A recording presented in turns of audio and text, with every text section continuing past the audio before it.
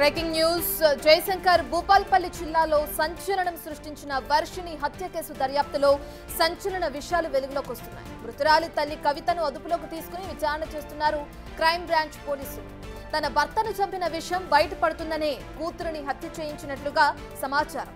పక్షవాతంతో బాధపడుతూ జూన్ 25న మృతి చెందాడు వర్షిణి తండ్రి కుమారస్వామి. తన భర్త అనారోగ్యంతో మృతి చెందినట్లు బంధువులను గ్రామస్తులను నమ్మించింది కవిత. ఇక ఒడితల గ్రామానికి చెందిన ఓ యువకునితో వివాహేతర సంబంధం కారణంగా భర్తను అడ్డు తొలగించుకోవాలనుకుంది. వర్షిణికి విషయం తెలియడంతో కవిత తన ప్రియుడితో ఆమెను హత్య చేయించినట్లు సమాచారం. డబుల్ మర్డర్ విషయం బయటపడడంతో కేసును సీరియస్ గా తీసుకున్నారు పోలీసులు. 7గురిని అదుపులోకి తీసుకుని విచారణ చేస్తున్నారు.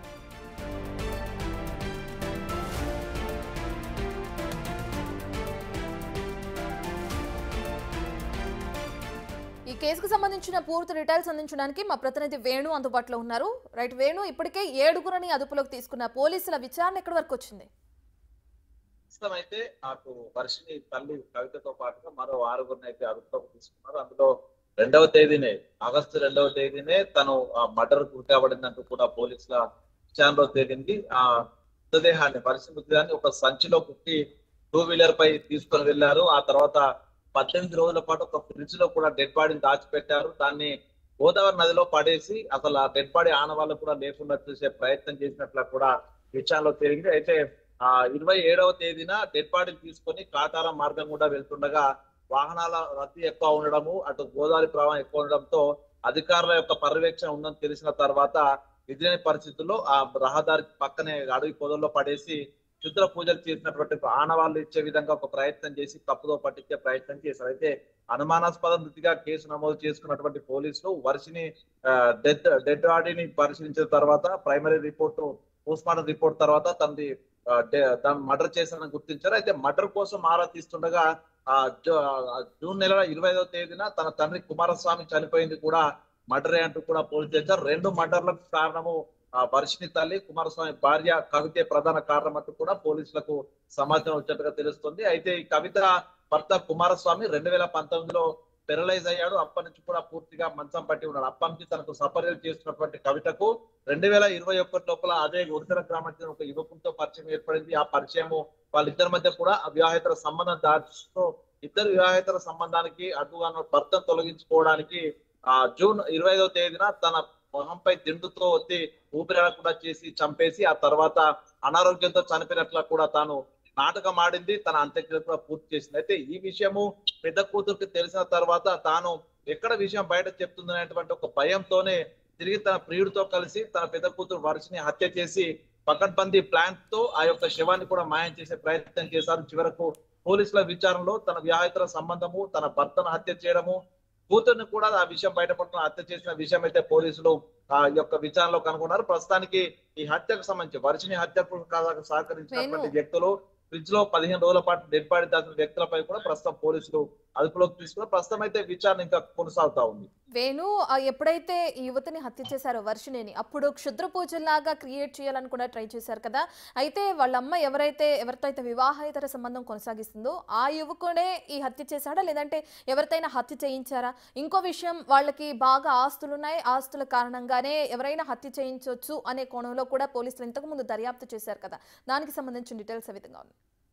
మొదటగా డెడ్ బాడీ దొరికిన సీన్ ఆఫ్ అఫెన్స్ లోపల డెడ్ బాడీ చుట్టూ కూడా కొన్ని ముగ్గులు, అక్కడ నిమ్మకాయలు, పసుపు, కుంకుమ, అదే విధంగా జీడిగింజ ఉండడంతో ఇదంతా చిత్ర పూజల కలకలము, చిత్ర పూజల కారణంగానే బలిచ్చారనేటువంటి ఒక అనుమానం వ్యక్తమై ఆ యాంగిల్లో పోలీసులు ఎంక్వైరీ చేసిన తర్వాత అక్కడటువంటి ఆ చిత్ర పూజల సీన్ కు అదేవిధంగా డెడ్ బాడీకి పొంతన లేకుండా, ఎందుకంటే తాను చనిపోయి దాదాపు 3 వారాల సమయం కావస్తుంది. చిత్ర పూజలు చేసి రీసెంట్ గా వేసినటువంటి ఆ ముగ్గులు కావడంతో ఇది డైవర్ట్ చేసే ప్రయత్నంలో భాగంగా నిందితులు ఆ యొక్క ఏర్పాటు చేశారంటూ భావించి చిత్ర పూజల అంశాన్ని కూడా కొట్టివేసిన తర్వాత 2వ యాంగిల్లో వర్షినికి ప్రేమ వ్యవహారం ఉంది.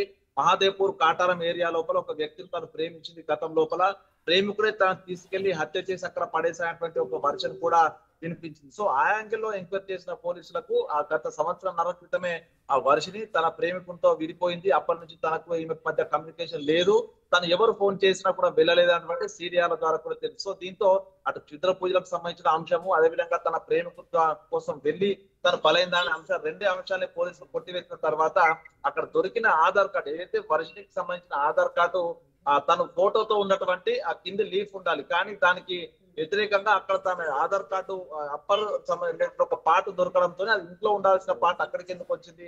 అక్కడ రీసెంట్ గా తనపై కాళ్ళపై తన చేతులపై కుంకుమ సంబంధించినటువంటి మార్క్స్ కనిపించాయి.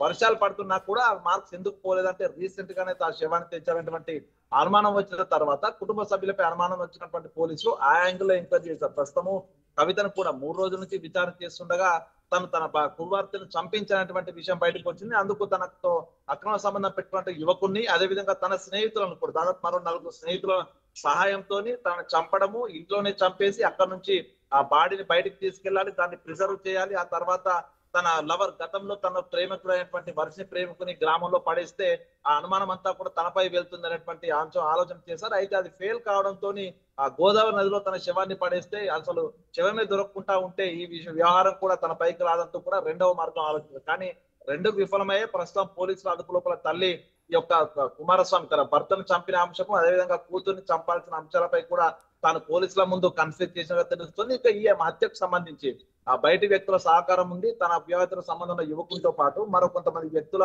సహకారం ఉండడంతో వాళ్ళందరినీ కూడా తీసుకొచ్చి పూర్తిగా సీన్ రీకన్స్ట్రక్షన్ చేయడానికి కూడా పోలీసులు అయితే సిద్ధమవుతున్న పరిస్థితి. మొత్తానికి ఈ యొక్క దాదాపు 4 రోజుల నుంచి 27వ తేదీ సాయంత్రం నుంచి సస్పెన్షన్ గా ఉన్నటువంటి ఈ కేసుకు సంబంధించి కూడా మిస్టరీని పోలీసులు ఛేదిస్తుండగా డబుల్ మర్డర్ అంశం బయటికి రావడంతో కూడా భూపాలపల్లి జిల్లా వ్యాప్తంగా సంచలనం రేపుతుంది. ఈ రోజు సాయంత్రం వరకు నిందితులందరినీ కూడా మీడియా ముందు ప్రవేశపెట్టే అవకాశం అయితే ఉంది.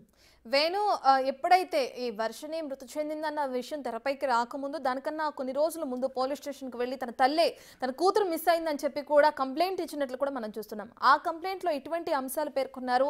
ఇప్పుడు వర్షిని బాడీకి పోస్ట్ మార్టం పూర్తయిందా? ఆ రిపోర్ట్స్ లో ఎటువంటి అంశాలు తెరపైకి వస్తున్నాయి?